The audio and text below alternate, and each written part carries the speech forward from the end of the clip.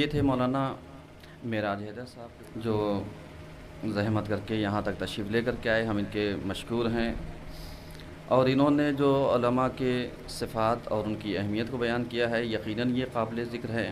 اور ہم ایک بار پھر یاد دہانی کراتے چلیں کہ یہ پروگرام جو ہے مرجعیت اور اخباریت کے موضوع پر ہے، اور جتنے بھی ہمارے مقررین ہیں یہ قابل احترام ہیں۔ اس چیز کا آپ دھیان رکھیے گا کہ آپ کے کسی بھی بیان سے اخباریت کی کوئی تائید نہیں ہونی چاہیے، کیونکہ اگر ہمارے بیان سے اخباریت کی تائید ہوتی ہے تو پھر یہ پروگرام اور سیمینار کرنے کا کوئی فائدہ نہیں ہے، کیونکہ آج جو اخباریت بے نام اخباریت پنپ رہی ہے اس کی مخالفت کرنا بہت ضروری ہے، اس لیے کہ جب تک مخالفت کر کے اس پہلو کو اور عنصر کو دبایا نہیں جائے گا تب تک مرجعیت کی شان کو باقی نہیں رکھا جا سکتا ہے۔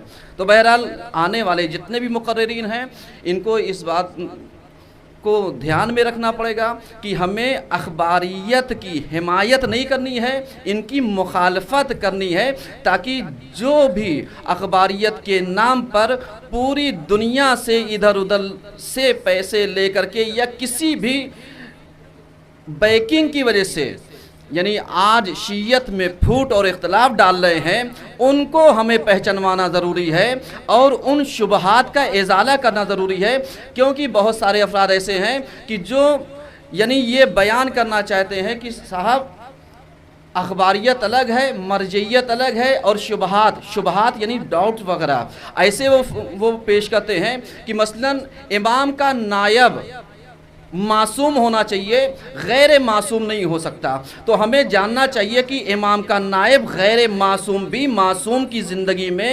موجود رہا ہے۔ تو آئیے ہم اپنے مقررین کو کہ جن کا عنوان ہے اخباریت کے شبہات اور اس کے جوابات، اس کے لیے ہم آواز دیں گے جناب مولانا سراج حسین صاحب کو، وہ آئیں اور آنے کے بعد اپنی گفتگو کو مومنین کے درمیان واگزار کریں، پہنچائیں، تاکہ اس سے مومنین مستفیض اور فیضیاب ہو سکیں۔ ان کی صحت اور سلامتی کے لیے ایک صلوات پڑھیے سب مل کر۔ اعوذ باللہ من الشیطان اللعین الرجیم، بسم اللہ الرحمن الرحیم،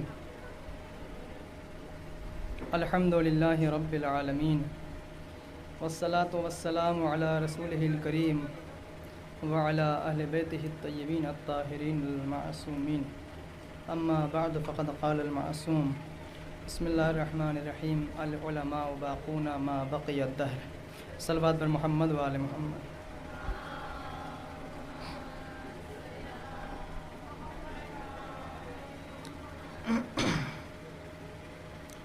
عزیزان گرامی، جیسا کہ آپ کو معلوم ہے جو موضوع مجھے دیا گیا وہ اس کا عنوان ہے اخباریت کے شبہات اور ان کے جوابات۔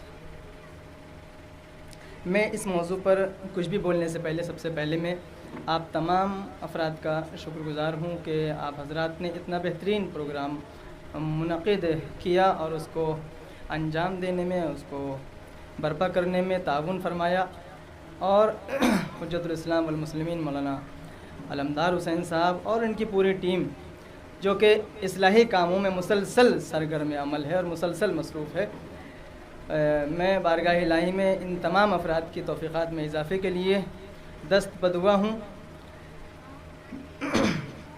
دیکھیں، جو اس سیمینار کا عنوان ہے مرجعیت اور اخباریت، آپ نے کافی علماء سے یہ باتیں سنی اور 10-15 منٹ کے اندر بہرحال ممکن نہیں میں اپنے موضوع کا حق ادا کر سکوں، لیکن کوشش کروں گا کچھ اشارے کروں آپ کی خدمت میں۔ آج جو سب سے بڑی پریشانی ہمارے سامنے ہے وہ یہ کہ ہمارے نوجوانوں کو، ہمارے بچوں کو طرح طرح کے شبہات میں، طرح طرح کے ڈاؤٹس میں اور طرح طرح کی پیچیدگیوں میں الجھا کر کے دور کیا جاتا ہے مسائل سے اور حقیقت سے۔ صاحب آپ جو ہیں، اور واقعی یہ ڈھونڈ ڈھونڈ کے ایسی باتیں لے کے آتے ہیں کہ پہلی نظر میں ایسا لگتا ہے کہ بھائی باقی صحیح بات کہہ رہے ہیں یہ تو۔ مثال کے طور پر ایک دم سے آگے کہیں گے بتائیے آپ خامنہ صاحب کو مانیں گے یا امام زمانہ کو مانیں گے، تو آدمی جو ہے تھوڑا سا جو ہے تھوڑا ڈر جاتا ہے کہ یہ بات تو صحیح ہے یار، امام زمانہ کو مانیں گے یا خامنہ صاحب کو مانیں گے، آپ سستانی صاحب کو مانیں گے یا مثال کے طور پر مولا علی کو مانیں گے۔ آدمی ڈر جائے گا، ہر آدمی عقیدے کے اعتبار سے صحیح بات ہے. تو بھائی جان ڈریے اس وقت جب خامنائی اور امام زمانہ میں ٹکراؤ ہو. آپ گھبرائیے اس وقت جب خوئی میں اور مولا علی میں ٹکراؤ ہو. لیکن اگر خوئی اسی تسلسل کا نام ہے، اگر خامنائی اسی سلسلے کی ایک کڑی کا نام ہے، تو پھر گھبرانے کی کیا ضرورت ہے؟ یہ لوگ کہتے ہیں کہ نہیں صاحب ہم تو مولا علی کو مانیں گے، ہم تو امام زمانہ کو مانیں گے، ہم نہیں مانیں گے خامنائی صاحب کو، نہیں مانیں گے سستانی صاحب کو. ہم نے کہا کیوں؟ کہنے لگے وہ معصوم ہیں، ہم تو ان کو مانیں گے. میں کہتا ہوں کہ سنیے، انہوں نے یہ بھی کہا ہے کہ جب ہم نہ ہو تو ان کو مانو، تب کیا کرو گے؟ انہوں نے یہ بھی تو کہا ہے کہ جب ہم نہ ہو تو ان کو مانو. تو اس کا مطلب یہ ہوا کہ جیسے شیطان نے کہا تھا اللہ سے کہ ہم تیرے سامنے تو سر جھکائیں گے، لیکن تو اگر کہے گا کہ آدم کے سامنے تو نہیں سنیں گے. تو یہ وہ سنت ہے جو ابلیسیت والی سنت ہے کہ تیری سنیں گے لیکن جس کو تو سنوائے گا اس کی نہیں سنیں گے. یہ تو غلط ہے نا. تو یہ بات مان کے چلیے. یہ جو کہتے ہیں کہ صاحب امام زمانہ کو مان لیں گے اور خامنائی صاحب کو نہیں مانیں گے، تو اس کا مطلب یہ ہے کہ نہ تم نے ابھی امام زمانہ کو سمجھا ہے اور نہ خامنائی اور خمینی کو سمجھا ہے. تقلید نہ کریے. کیوں کہ تقلید نہ، ان کی بات مانیے جو معصوم ہیں، جو وقت کے امام ہیں.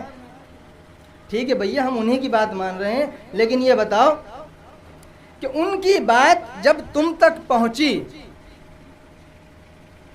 جب ان کی حدیث، ان کا کوئی قول تم تک پہنچا، تو ہم کو یہ بتا دو کہ اس کو چھاننا پھٹکنا ضروری ہے یا آنکھ بند کر کے مان لیں. اتنا سمجھا دو بس. اسی نقطے میں اصولیت، مرجعیت اور اخباریت کا فرق ہے. جو کہے کہ اس بات کو بغیر چھانے پھٹکے، یعنی جس نے بھی بیان کر دیا ہو، راوی چاہے جیسا رہا ہو، حدیث کو نقل کرنے والا کرپٹ رہا ہو، اچھا آدمی رہا، کچھ نہ دیکھو بس مان لو، اس کا نام ہے اخباریت. اور جو کہتا ہے چھان کے پھٹک کے تحقیق کر کے صحیح کو غلط سے جدا کر کے مانو، اس کا نام ہے مرجعیت،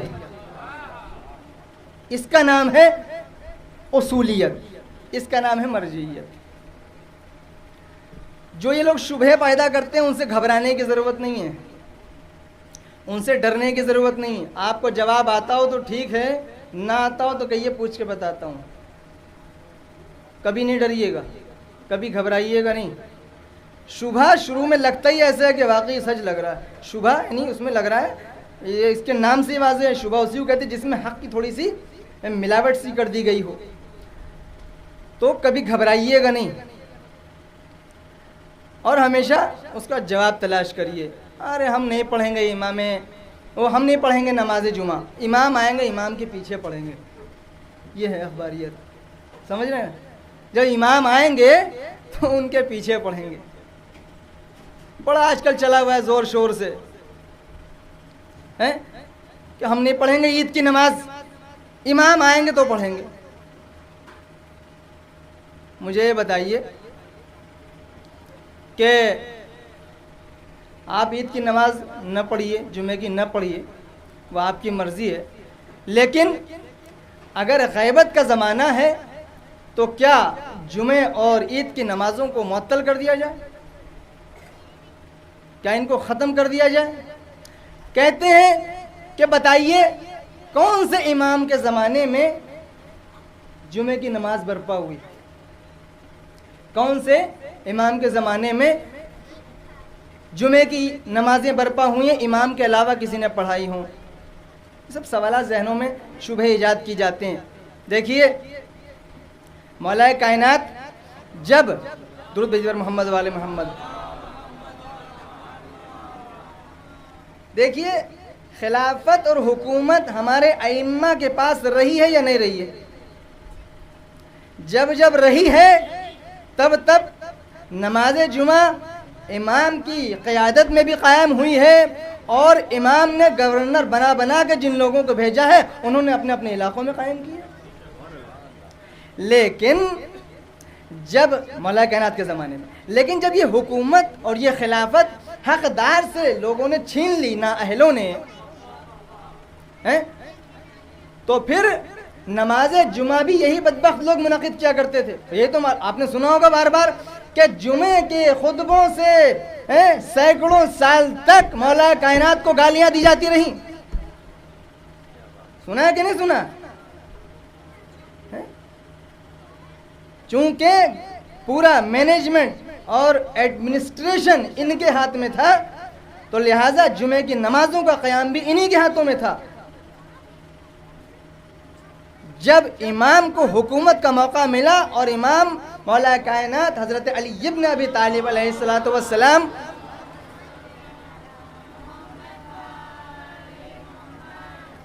کے ہاتھوں میں زمام حکومت آئی ہے تو ساری چیزیں بحال ہوئی ہیں. اور جہاں جہاں مولا نے بھیجے تھے گورنر بنا کر کے وہاں اپنے اپنے علاقوں میں نماز جمعہ قائم ہوتی تھی. تو اس کا مطلب یہ ہوا کہ نماز جمعہ غیر معصوم نے بھی پڑھائی ہے. غیر معصوم نے بھی پڑھائی ہے، ورنہ ہر جگہ مولا کائنات تو جاتے نہیں تھے پڑھانے کے لیے جمعہ.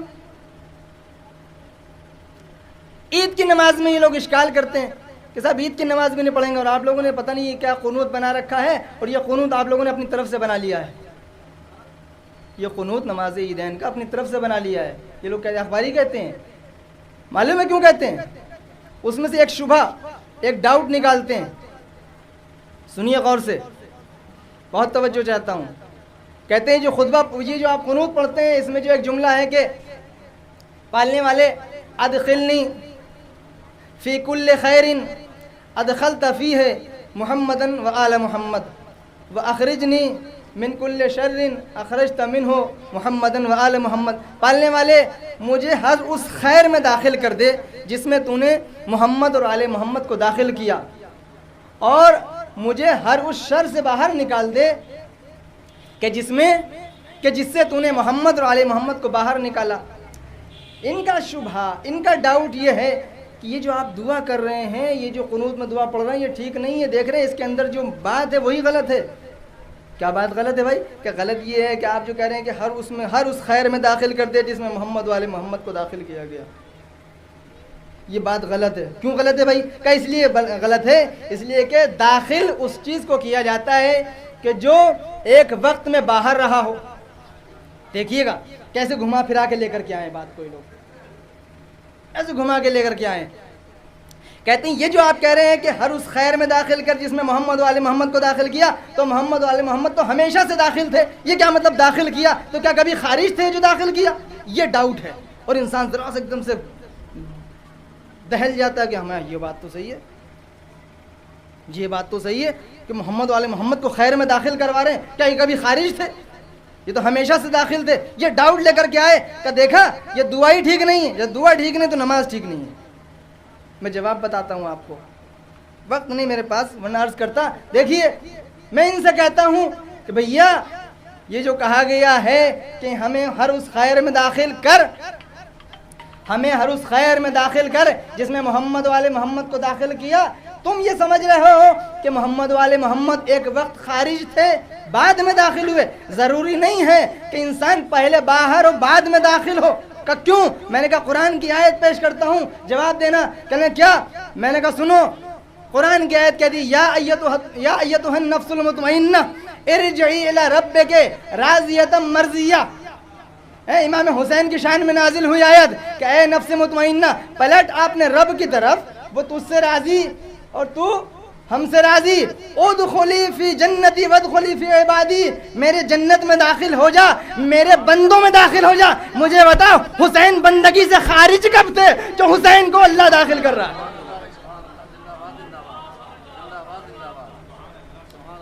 حسین بندگی سے خارج کب تھے جو اللہ بندوں میں داخل کر رہا ہے؟ اس کا مطلب یہ ہوا کہ ضروری نہیں انسان پہلے باہر ہو بعد میں داخل ہو، بلکہ ہو سکتا ہمیشہ سے وہ داخل ہو پھر بھی یہ کہا جا رہا ہے کہ یہ داخل ہے. یہ سب شبہات ہیں. ڈریے گا نہیں، بھاگیے گا نہیں. جہاں سمجھ میں نہ آئے پوچھ لیجئے گا، جہاں سمجھ میں نہ آئے معلوم کریں. میرا وقت ظاہراً ختم ہو چکا ہے، لیکن میں کیا کروں، بہت ساری باتیں میں لکھ کر کے لایا تھا اور اپنی بات کو یہیں پہ روکنا پڑ رہا ہے مجھے. ایک بات بس میں 1 منٹ کے اندر یہ کہہ کر کے آگے پڑھ رہا ہوں کہ دیکھیں ان لوگوں کی باتوں سے گھبرائیے گا نہیں، قطعاً نہیں ڈریے گا، پوچھ لیجئے گا۔ اخباریت کا یہ کہنا بھی ہے، اب یہ جو گھوم رہے ہیں نا اخباری، جنہیں اخباری کی الف بھی نہیں آتی ہے، میں ان کے بارے میں گفتگو نہیں کر رہا ہوں، ان سے بحث کرنا بیکار ہے۔ میں ان اخباریوں کی بات کر رہا ہوں کہ جو ان کے پیر و مرشد ہیں، جو واقعی صف اول کے علماء ہیں ان کے، میں ان کے بارے میں، ان کے نظریات کے بارے میں 2 منٹ بتا دوں آپ کو۔ وہ یہ کہتے ہیں کہ قرآن کا ظاہر حجت نہیں ہے، ظاہر قرآن حجت نہیں ہے۔ کیا مطلب؟ یہ کہتے ہیں کہ قرآن جو ہم پڑھ رہے ہیں یہ ہماری سمجھ سے باہر ہے، یہ جو قرآن میں لکھا ہے اس پہ عمل نہ کریے، یہ ہماری سمجھ میں آ ہی نہیں سکتا۔ اور شبہ کیا لاتے ہیں اس کے لیے کہ بھیا قرآن کو تو وہ سمجھے گا جو اللہ کی طرف سے بھیجا گیا، یا نبی سمجھے یا امام سمجھے، ہم کس لائق ہیں جو قرآن سمجھے؟ یہ شبہ ہے۔ کس طریقے سے بات کو پھیلا کے بتایا کہ آدمی ڈر جائے کہ قرآن ہماری سمجھ میں نہیں آ سکتا، یہ تو وہ سمجھے جو معصوم ہے، وہ جو امام ہے، جو نبی ہے۔ میں کہتا ہوں کہ اگر بھائی معلوم ہے کتنی بڑے زہر کو انہوں نے کتنے اچھے طریقے سے پیش کیا ہے، زہریلی بات کو اتنے اچھے ڈوز میں پیش کیا کہ صاحب معصوم سمجھے یا اہل بیت سمجھے، ہماری کیا اوقات ہے اور ہماری کیا حیثیت۔ میں کہتا ہوں اگر قرآن تمہارے سمجھ میں نہیں آ سکتا تو ایک بات بتاؤ، یہ قرآن انسانوں کے لیے کتاب ہدایت کیسے ہوا؟ ہدایت کیسے؟ جب تمہاری سمجھ میں نہیں آتا تو اللہ نے ہدایت کے لیے کیوں نازل کیا؟ جلدی۔ دوسری بات میں تم سے پوچھتا ہوں اخباریوں، یہ بتاؤ کہ یہ قرآن جب تمہاری سمجھ میں نہیں آ سکتا تو قرآن نے یہ کیوں کہا نازل ہوتے وقت سارے عرب کو مخاطب ہو کر کے کہ اگر تمہارے اندر ہمت ہے تو ایک سورے کا جواب لے آؤ، ایک آیت کا جواب لے آؤ، 2-4 سوروں کا جواب لے آؤ۔ ارے جب سمجھ ہی میں نہیں آ سکتا تھا تو جواب کیوں مانگ رہا تھا؟ اس کا مطلب یہ ہے کہ سب سمجھ میں آتا ہے۔ اچھا وہ والی بات کہ تو اہل بیت سمجھیں وہ سمجھیں، جی وہ قرآن کے باطنی معنی کی طرف اشارہ ہے کہ قرآن کے حقیقی اور باطنی معنی کچھ ایسے بھی ہیں جو ہم جیسے نہیں سمجھ سکتے، ان کے سمجھنے کے لیے نور الہی کا ہونا ضروری ہے۔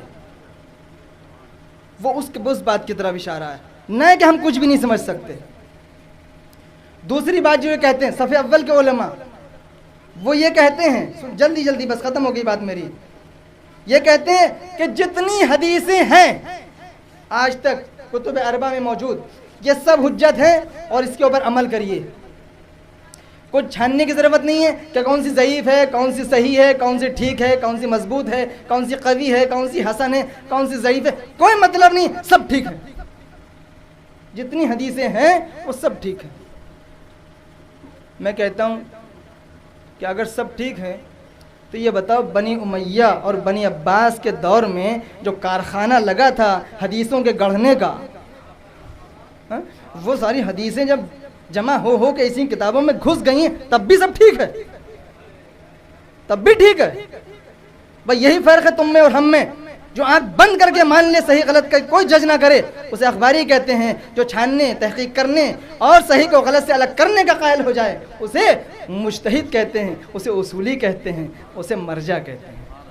بس میرا وقت نہیں ورنہ عرض کرتا، بس میں اپنی بات کو سمیٹ رہا ہوں۔ خداوند عالم سے دعا ہے کہ ہم کو سیدھے راستے پر چلنے کی توفیق عطا فرمائے۔ سچ میں دم ہوتا ہے اور سچ میں طاقت ہوتی ہے، لڑتے رہیے، ڈریے گا کسی سے نہیں، انشاءاللہ آپ کی جیت ہوگی۔ ہر زمانے میں لوگ ڈرانے والے رہے ہیں لیکن پہ نہیں تھے، وہ ڈوب گئے، جو حق پہ تھے آج تک ان کا نام لینے والے روشن ہیں، باقی ہیں۔